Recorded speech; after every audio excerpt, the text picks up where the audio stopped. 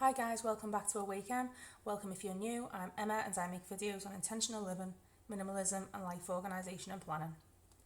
I'm back already with January week 4's cash spending review, as well as a review of January's entire budgeting and cash stuff for February week 1 will take place in other videos. If you're new to cash envelope stuffing or budgeting, or your current money management methods aren't working out, this video and my others could be helpful to you.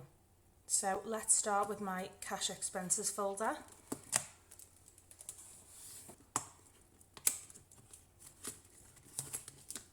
Groceries, of the £77 I had in here last week, I have less than £1 left for my savings tin.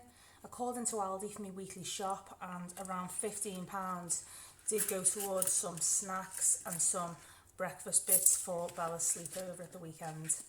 I've got things like pancake mix and fresh fruit, sauces, cream and all that kind of fun stuff. Diesel, I only stuffed £50 in here last week, allowing me to add extra to my emergency fund. I had some time off work, but if I'm on a usual 5-day working week, I do really need to stuff £70 a week away for diesel. Eating out, I used the £20 stuffed last week on a Tim Hortons coffee and donut, and then I got a takeaway on Friday, so just a couple of pounds left for my tin.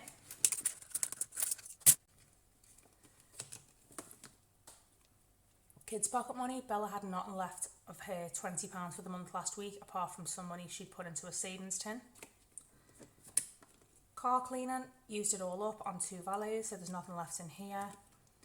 And window cleaning, these were done a couple of weeks ago, so again nothing left. Planned spending, nothing in here.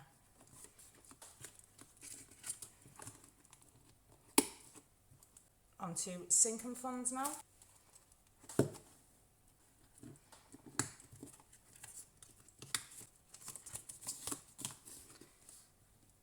In days out, I had just over £3 left in here last week, and it's still here, but I'm going to take it out and put it in my savings tin. This savings tin's doing well this week.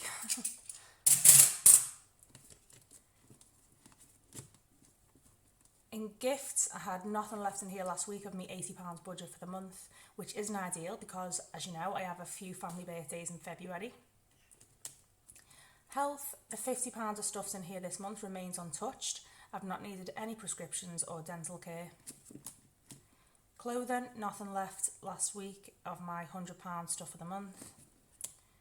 Benny, my puppy, nothing left from the £50 stuffed for him. Holidays, nothing was stuffed in here. Christmas, the £150 of stuffed in here this month remains untouched too, which I can't believe.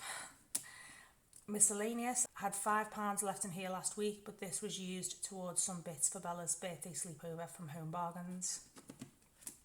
Emergency fund, I have managed to stuff £210 in here this month and haven't taken anything out of here for any emergencies, which is great news, and again, I just can't believe it. Savings, I was using this envelope to save for my daughter Bella's 10th birthday and daughter Lydia's 16th, which are exactly 1 week apart in February. I've already been over time and time again how sorry I feel for myself.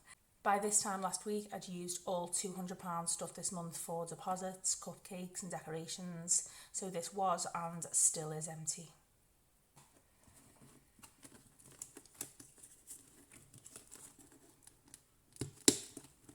And on we go to reviewing the month of January.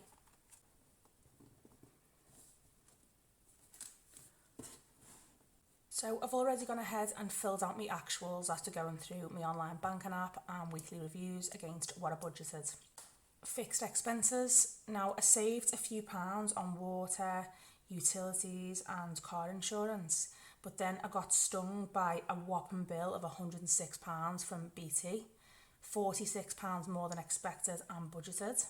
I viewed my bill online and found that I'd been charged for an upgraded broadband package, which I hadn't ordered, and also been double charged for a new family SIM card pack for my mobile phone, which I'd only just signed up for. I contacted BT, who had no explanation for these 2 additional bills, but I've agreed to refund me £50. So when I have this, I'll be leaving it in the bank to increase my bank buffer that I'm currently working on.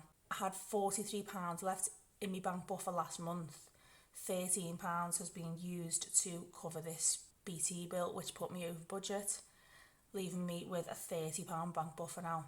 This incident just proves why it's so important we have a bank buffer, really. So when BT repay me my £50, I'll actually have an £80 buffer for unexpected events or mistakes like this one. All of my other fixed expenses remained pretty much the same. My cash expenses came in under budget. I saved £70 on groceries due to using up most of what I had left from Christmas before I did a big grocery shop. £20 on diesel because I've had some time off work and haven't made as many journeys. So in total I've saved £90. This went straight into my sinking funds folder and emergency fund, which thanks to the £100 originally stuffed, a coat sale for £20 and this £90 saved by being sensible with my cash expenses gives me an emergency fund of £210 now, which I'll talk more about in a bit. I've also managed to keep hold of the £150 I'd put away for Christmas and the £50 I'd put away for health costs. So in this folder right now is £410. Although I'd spent all of my days out, gifts, clothing, puppy and miscellaneous funds, I did stay within budget for each of those and never made any purchases I really regretted, so I'm happy. Savings, I've already touched on this, but I was using this envelope to save for my daughter Bella's 10th birthday and daughter Lydia's 16th, which are a week apart in February. Bella had her sleepover on Friday night, so a couple of days before her birthday and a bit earlier than as originally had in mind, but it went really well. I had planned to spend no more than £100 on Bella's birthday, either taking her bowling or, in the end, letting her have a sleepover. For a McDonald's, cake, snacks, drinks and some face masks and glow sticks, I spent around £80, some from this envelope and by pinching some money from a couple of others, as you've heard. To keep the kids entertained, my boyfriend actually organised a disco dome. It's like an enclosed bouncy castle with built-in disco lights and speakers as a surprise for Bella. This cost him around £80 to keep overnight and it was a lovely treat. It helped to tire the kids out so they never went to sleep too late and really helped me out. I didn't have to entertain them all night long. So Bella's birthday party and sleepover ended up costing £160, £60 more than I planned, but I wasn't expecting my boyfriend to pay for the disco dome. And personally, I ended up saving £20, which I thought I'd need to find out of next month's paycheck. Bella's birthday party may be over, but it's Lydia's next Saturday, and you'll hear in February's budgeting video just how I plan to pay for that. Just know this one has definitely gone over the original budget, but you know what? I've said it before, I know, but these parties and experiences that give you lifelong memories are worth the cost to me. They're worth a lot more than piles of gifts which end up in the tip or on eBay for sure. And as long as I can afford to pay me bills and save money on sinking funds, I'm happy to treat me girls to special birthday parties. So now moving on to my monthly budget review, which again I've gone ahead and filled out. End of month, January, total income £3,100. My fixed expenses were £1,400. They actually came in at £1,413. So came in £13 more than budgeted. I can accept that because it was down to BT's error after hitting me with an incorrect bill. I will be getting £50 refunded to me, but until it hits my bank, I'm going to forget about it. And as I said before, I will just end up topping up my bank buffer anyway. Cash expenses, budgeted £820, actually spent £730. So I spent £90 less than budgeted. Sinking funds, budgeted £680, actually spent £770. So I ended up putting away £90 more, not spending £90 more, putting it away. And this was using the savings from my cash expenses. Savings, I saved £200, but spent £200 on my girls' birthday parties. This is all good because I did spend it as it was intended. Income minus actual total expenses was minus £13. As I say, down to BT's error. If they hadn't made it, I would be up right now.